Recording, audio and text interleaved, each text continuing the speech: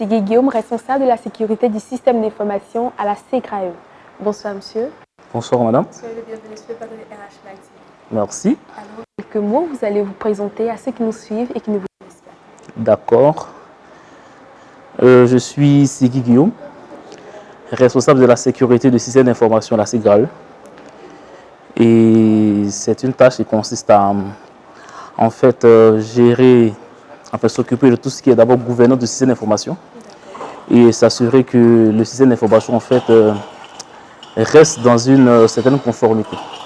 Voilà, donc moi je rends compte directement à la direction générale et au conseil d'administration sur en fait tout ce qui est normalisation, fonctionnement, standardisation et est-ce que la direction des systèmes d'information respecte en fait ses engagements vis-à-vis de la direction générale et des utilisateurs. Donc voilà en gros mes missions. Je pense, j'espère que la présentation vous convient. Bon, voilà. Ok. Selon vous, quels sont les enjeux d'une relation de qualité entre les équipes métiers et les DSI? Selon moi en fait, la DSI déjà, c'est en fait une structure de support au métier. Voilà, donc la DSI les enjeux sont tels que la DSI doit s'assurer qu'elle respecte ou du moins elle honore les engagements attendus du métier.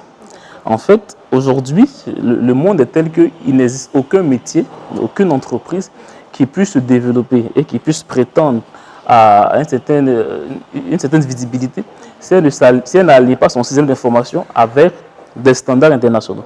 Voilà, donc ça dit aujourd'hui l'informatique est quelque chose de totalement incontournable et donc la DSI doit se rendre compte qu'elle joue un rôle capital dans le développement de l'entreprise et s'assurer que justement elle fournit au métier en fait tout le support nécessaire à la réussite des missions du métier.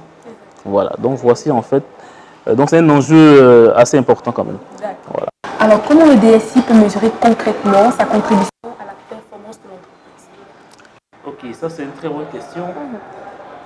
Déjà tout dépend de l'organisation en interne, c'est-à-dire qu'aujourd'hui, je ne sais pas si c'est le DS ou la DSI parce que c'est différent. Il y a la direction en tant que direction, mais il y a le DSI en tant qu'individu. Le DSI en tant qu'individu. D'accord, ok.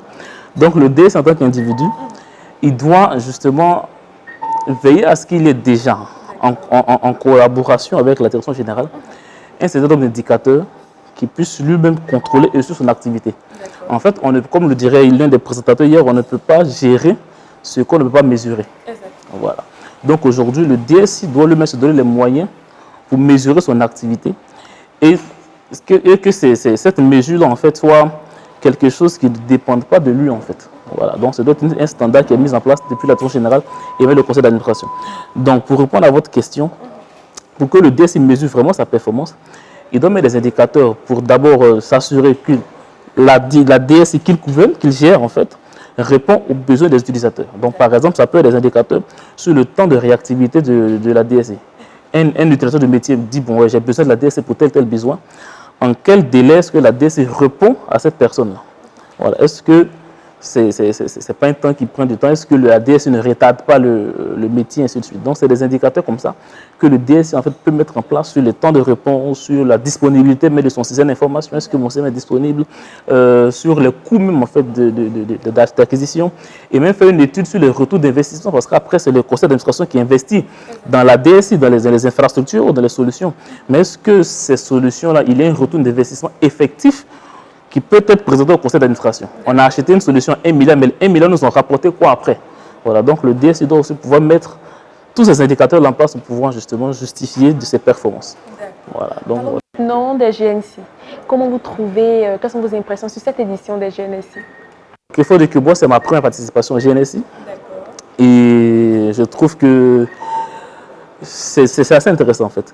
Ce qui me plaît le plus m'a plu, on va dire, dans cette organisation, c'est la qualité des intervenants. Voilà, ça c'est ce qui m'a marqué depuis le premier jour. Les intervenants sont vraiment des personnes qui ont du vécu, des personnes qui ne débitent pas de la théorie en fait, mais c'est des choses pratiques qu'ils ont vécues, qu'ils ont expérimentées et qu'ils partagent en fait avec les participants. Donc je pense que le succès de cette édition pour moi, c'était dans le choix de la qualité des intervenants. Voilà, donc voici en fait. Voilà.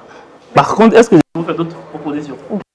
c'est au niveau de la communication. On n'a pas été, au niveau de la série, on n'a pas été informé à temps, par exemple. Donc, je ne sais pas que si les autres, voilà l'information. Si les années à venir, on pourrait... C'est vrai qu'il y a des communications sur les médias et tout. Mais bon, si après on fait une approche individuelle auprès des structures, des différentes structures, je pense que ça pourrait être quelque chose. Parce que là, bon, c'est intéressant, mais malheureusement, il n'y a pas beaucoup de personnes qui sont venues comme il fallait être. Donc, je pense que c'est des choses qu'on peut améliorer les années à venir. Voilà. Merci. Ok, nous étions sur le plateau de RH Mac TV avec M. Seguiguio.